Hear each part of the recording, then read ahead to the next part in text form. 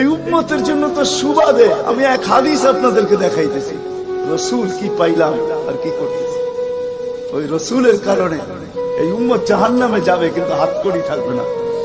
এই উম্মত জাহান্নামে যাবে, পায়ে বেড়ি থাকবে না। এই উম্মত জাহান্নামে যাবে, গলায় শিকল থাকবে না।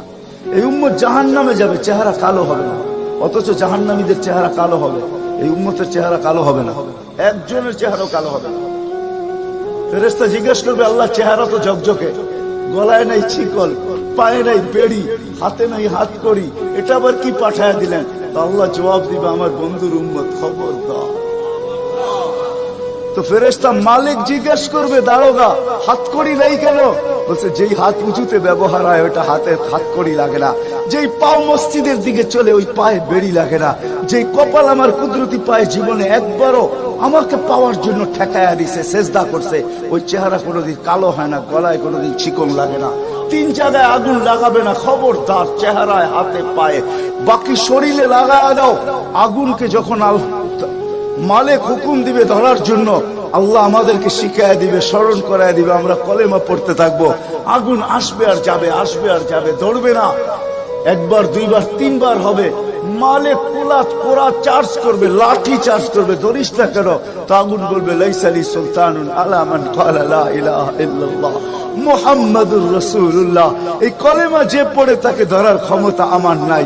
তারপরে আল্লাহ নিজে কি করবে? ইমাম কুরতুবী রাহমাতুল্লাহ আলাইহি লেখেন, ফাআমাতাল্লাহু মাউতাতান, আল্লাহ আমাদেরকে ঘুম পড়ায়া দিবে। মৌতের যেরকম ঘুমের দোয়া, মৌতের দোয়া আর ঘুমের দোয়া একই দোয়া। আমরা ঘুমের দোয়া পড়ি, আমুতু আহিয়া, আল্লাহ মরতে চললাম, কাল সকালে উঠাইলে উঠবো, না হলে আর কিয়ামতের আগে উঠবো না। তো ঘুমো মৌত, আল্লাহ ঘুম পড়ায়া দিবে। আযাব ঘুমের ভিতরে কমপ্লিট করে আল্লাহ বাহির করে নিয়ে আসবে, নবীর সুবাদে, নবীর সুবাদে। হায় হায় হায়, একটা পর্ব এরকম আসবে, জানি না নারায়ণগঞ্জের মানুষ বুঝবে কি বুঝবে না। একটা পর্ব এরকমও আসবে নবীর সুবাদে, একটা পর্ব এরকমও আসবে নবীর সুবাদে, এরকম একটা পর্ব আসবে। আল্লাহ জিবরিলকে ডাইকা বলবে যে আরশের সাথে কান লাগাও। তো দেখবে যে আরশের সাথে কান লাগা একটা ক্ষীণ আওয়াজ আসতেছে, যেইখান থেকে বলতেছে, হান্নান মান্নান আনকিযনি, ও হান্নান মান্নান আমাকে বাঁচানা। তো জিবরিল বলবে, বড় ক্ষীণ আওয়াজ, হান্নান মান্নান বলে বাঁচাইতে বলতেছে। বলছে, জিবরিল দৌড়ে যাও, আমার বন্ধুর উম্মত আমাকে বাঁচানোর জন্য ডাকতেছে।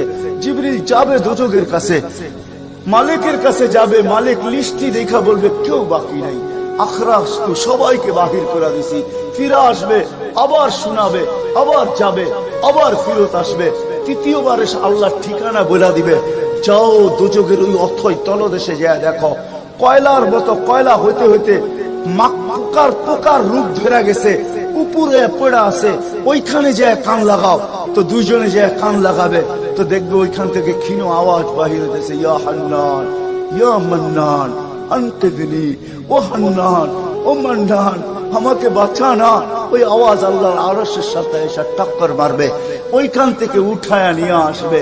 বলবে, আমার বন্ধুর উম্মত উঠায়া নিয়ে আস, আমি ওয়াদা করছি আমার বন্ধুকে রাজি করে ছাড়বো, আমি ওয়াদা করছি লা ইউখজিহি ফি উম্মতিক, তার উম্মতের ব্যাপারে আমি কপালে ভাঁজ পড়তে দিব না।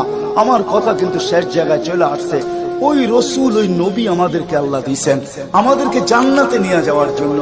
মেরে দোস্ত, শুধু ওনার অস্তিত্ব না, উনি একটা আদর্শ নিয়ে আসছেন, উনি একটা ক্যারিয়ার নিয়ে আসছেন, উনি একটা জীবন নিয়ে আসছেন।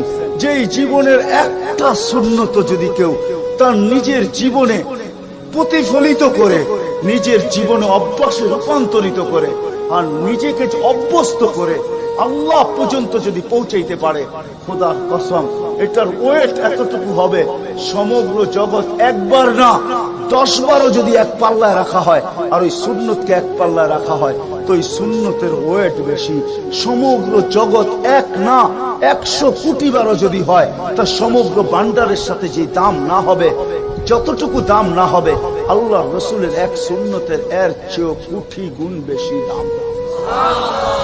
বিদায় আপনাদের পায়ে হাত রেখা বলি, আসেন 12 রবিউল আউয়ালের এই রজনীতে, যদিও দিন পার হয়ে গেছে, 13 তারিখের রাত্রে আমরা পড়ে গেছি। ইখতিলাফ হিসাবে 13 তারিখও পাওয়া যায়, যে 13 তারিখে আল্লাহ রসুল দুনিয়াতে আসছেন। হতে পারে আজকের রাস্তাও উপরে, কিন্তু আমাদের কোনো সামিয়ানা নাই, ডাইরেক্ট আকাশ। আল্লাহ 3 ভাগের 1 ভাগ রাত্রের অতিবাহিত হয়ে গেছে, আল্লাহ এখন প্রথম আকাশে চলে আসছেন, নিজেই আহ্বান করতেছেন, হাল মিন মুস্তাগফির আগফির আলা। দুনিয়ার মানুষ আসামিকে তালাশ করে ফিরে শাস্তি দেওয়ার জন্য, ও রব্বে কায়নাত নারায়ণগঞ্জের মানুষ প্রথম আকাশে আইসা ডাক দিতে থাকে, কে আসো আসামি, আমি শাস্তি দিব না, আমি তো মাপের ভান্ডার নিয়ে আসছি, আমি তোকে মাফ করব, তুই মাফ চাইতে দেরি, আমি মাফ করতে দেরি হবে না। গুনার পরিধি যুবকরা কতটুকু তোমাদের গুনার পরিধি কেমন?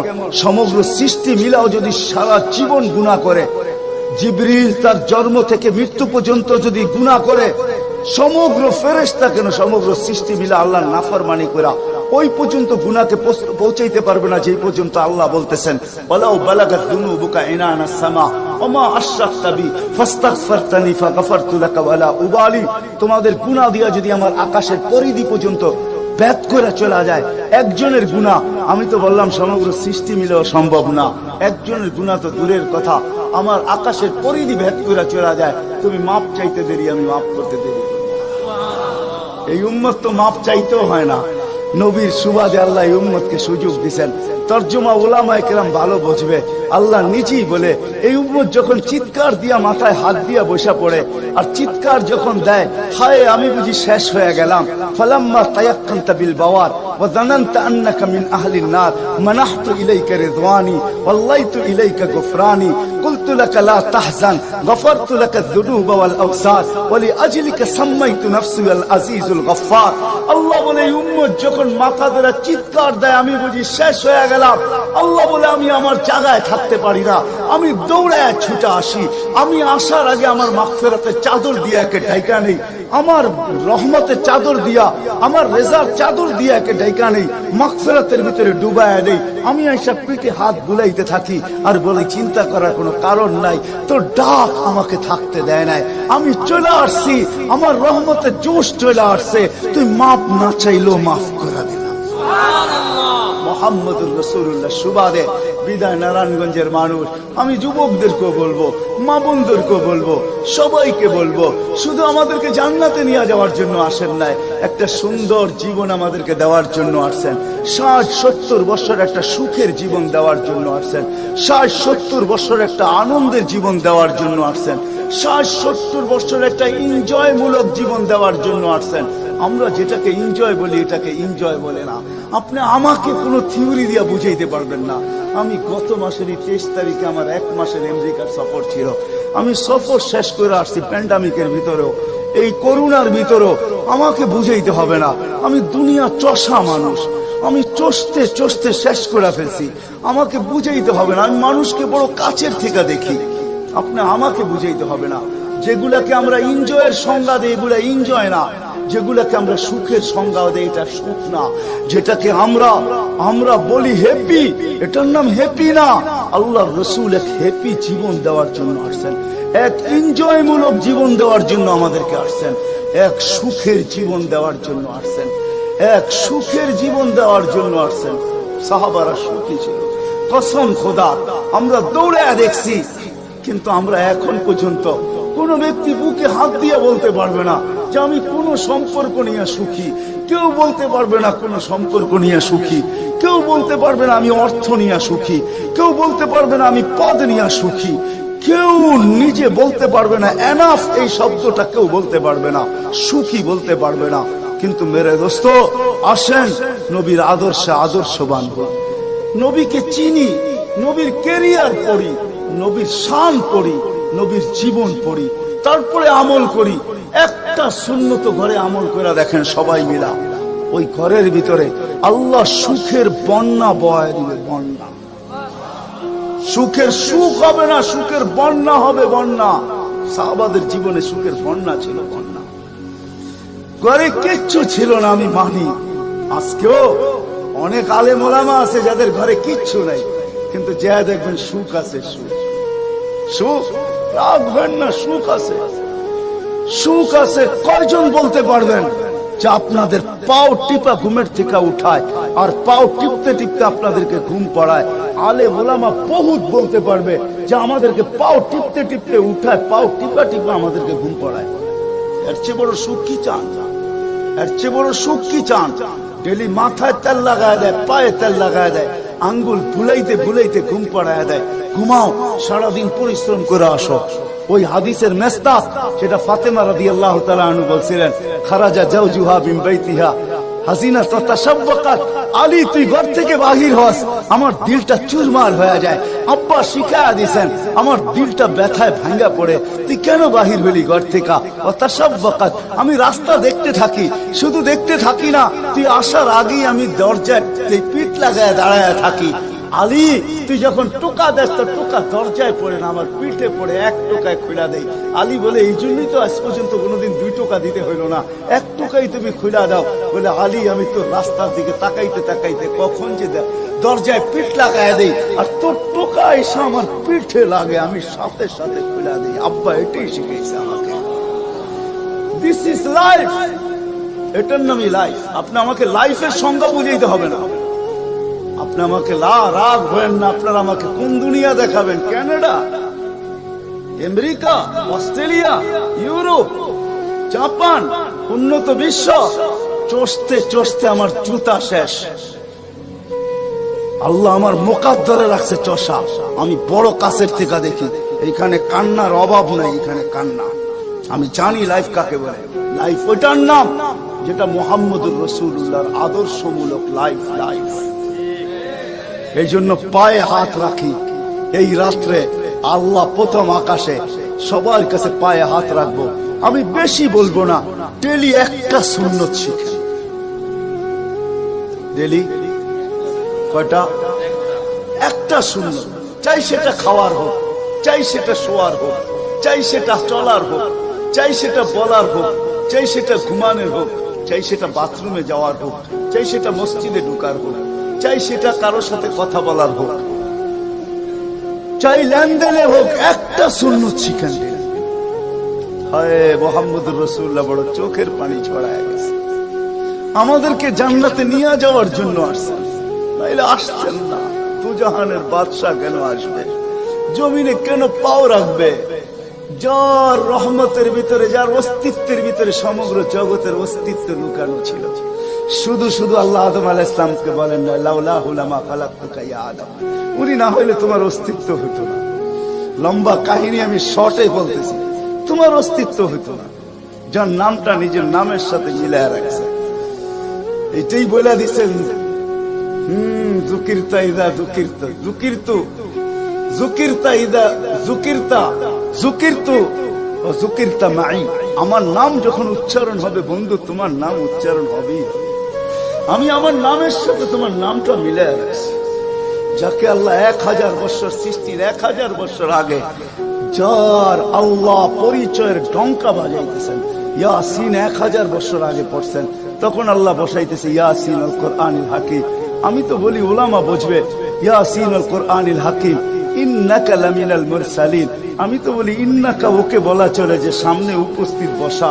আরবি গ্রামার এটাই বুঝায়। আল্লাহ মনে হয় বন্ধুকে সামনে বসাই বলতেছিলেন ইন্নাকা লামিনাল মুরসালিন। আমার মনে হয় পেটে হাত রাইকেই বলতেছিলেন ইন্নাকা লামিনাল মুরসালিন। বন্ধু, আপনি নবী হিসাবে প্রেরিত বন্ধু। ওই রাসূল কি রাজি? একটা সুন্নত শিখবেন। হ্যাঁ, কে কে ওয়াদা করতে পারেন? ওয়াদা, কিন্তু ওয়াদা দূর দূর পর্যন্ত।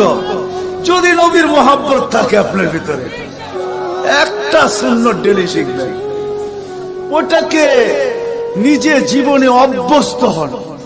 নবীর যুবকদের পায়ে হাত রেখা বলে শিখো, নবীর কেরিয়ার শিখো, নবীর শান শিখো। ফেসবুকে উল্টা পাল্টা জিনিস দেখো না, উল্টা পাল্টা প্রচার করো না, নবীর শান প্রচার করো, নবীর শান শিখো। আমাদের কোন নবী, কোন নবী আল্লাহ দিছেন, তার শান শিখো, তার শান প্রচার করো, তার ক্যারিয়ার প্রচার করো। নবীর খাওয়া কেমন ছিল? হায় হায়, শুধু শুধু আল্লাহ বলেন না ইন কুনতুম তুহিব্বুনাল্লাহ ফাত্তাবিউনি ইউহিব্বুকুমুল্লাহ। শুধু আল্লাহ ভালোবাসবে না, তোমাকে চুমা দিবে না, তোমাকে বুকে জড়াবে না, তোমাকে আল্লাহ নৈকট্য দিবে না, বন্ধুত্ব দিবে না। ওয়াগফির লাকুম যুনুবাকুম, আল্লাহ ওয়াদা করতেছে গুনাহ মাফ করলেও মাফ, না করলে তো নাই, করলে মাফ মাফ মাফ মাফ মাফ। কেন? ওয়াদায় সিগনেচার করে, ডিডে সিগনেচার করে ফেলছি, আমার বন্ধুকে আমি লজ্জিত করব না। হায় হায় হায়, কিয়ামতের দিন যার আমলনামার সামনে ঝুঁকবে না, আল্লাহ রাসূল দাঁড়ায় আল্লাহর দিকে দেখবে আর বলবে আমা কুনতা লা ইউখজিকা ফি উম্মতিক, আপনি কি বলেন না যে আপনি আমাকে উম্মতের ব্যাপারে লজ্জিত করবেন না? পাল্লা তো সামনে ঝুঁকে না, কি করব? তো আল্লাহ বলবে বন্ধু রহমতি, রহমত দিয়ে ঝুঁকায় দিব। তো আল্লাহ রহমত দিয়ে পাল্লা ঝুঁকায় দিবে, আল্লাহর রাসূলকে আল্লাহ হাসায় দিবে। ফায়াবতাসিম, আল্লাহর রাসূল হাসা উঠবে, বাহ ঝুঁকে গেছে। হাউজে কাউসার নিজের হাতে পান করাবে, করবো তো ইনশাআল্লাহ। আল্লাহ আমাদের সবাইকে আমল করার তৌফিক দান করেন। ওমা আলাইনা ইল্লাল বালাগ।